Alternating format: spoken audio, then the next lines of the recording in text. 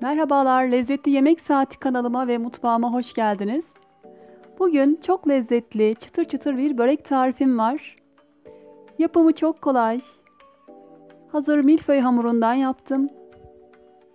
Peynirli gül böreği için öncelikle buzdolabından yaklaşık 20 dakika önce çıkaralım ve yumuşaması için biraz bekleyelim.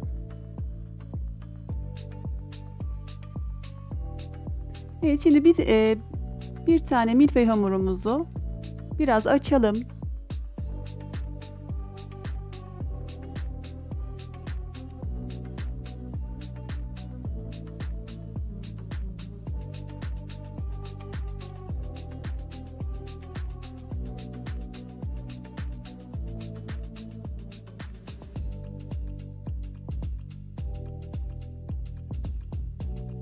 Ve bir kenarına hazırlamış olduğumuz peynirli harcımızı ekleyelim. Beyaz peynirin içine bir tutam maydanoz doğradım. Karıştırdım. Siz isterseniz farklı malzemeler de kullanabilirsiniz. Çok sıkı olmayacak şekilde saralım. Evet, sonra bu şekilde biraz daha uzamasını sağlayalım.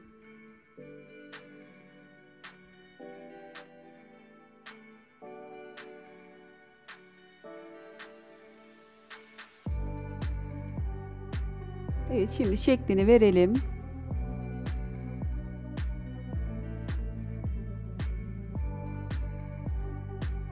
Tüm milföy hamurlarımız için aynı işlemi uygulayalım.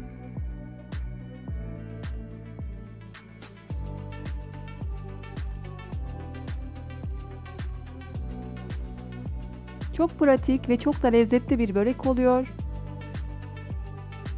Siz çayınızı demleyene kadar böreğiniz de pişmiş olur.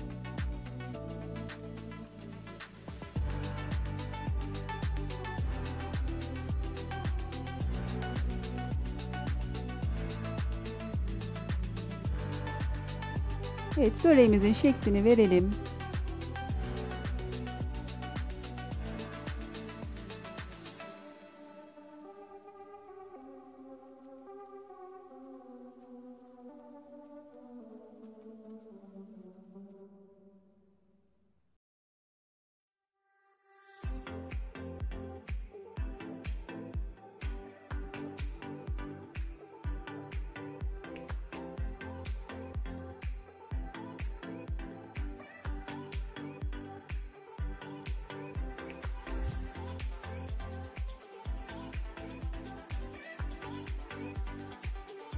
Bir adet yumurta sarısının içine bir yemek kaşığı kadar sıvı yağ koydum ve o şekilde ikisini karıştırıp sürüyorum.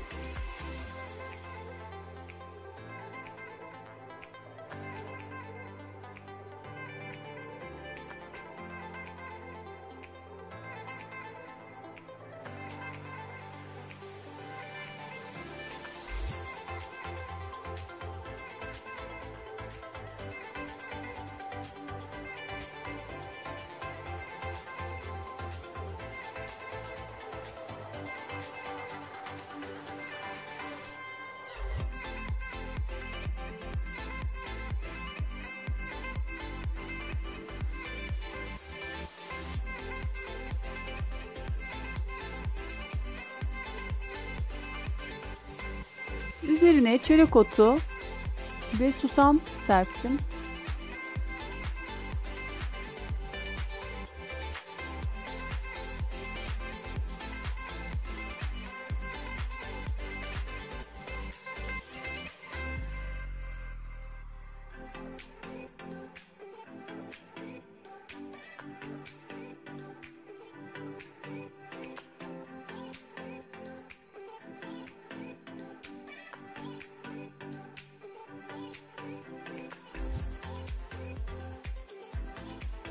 Böreğinizi önceden ısıtılmış 200 derece fırında üstü kızarana kadar pişirin. Videomu izlediğiniz için teşekkür ediyorum. Lütfen abone olmayı, videomu beğenip paylaşmayı, küçük de olsa bir emoji bırakmayı unutmayın. Bir sonraki tarifte görüşmek üzere. Afiyet olsun.